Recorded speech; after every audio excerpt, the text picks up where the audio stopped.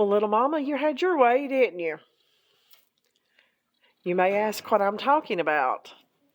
Well, yesterday she was building her nest, her very first nest, getting ready to kindle, and I kept putting everything in the nest box. She kept digging it out. As you see, the nest box is empty.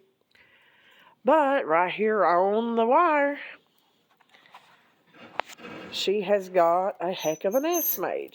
I've not tried to get in her cage yet, so I don't know how she's going to react. Hey, Mama.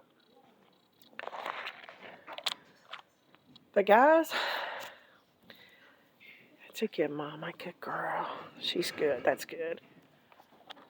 She has made her nest over here.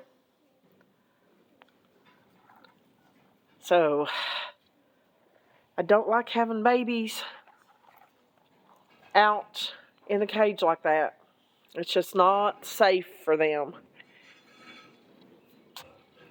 So we're going to have to figure out what we're going to do to change this. Mama, next time you need to listen to me.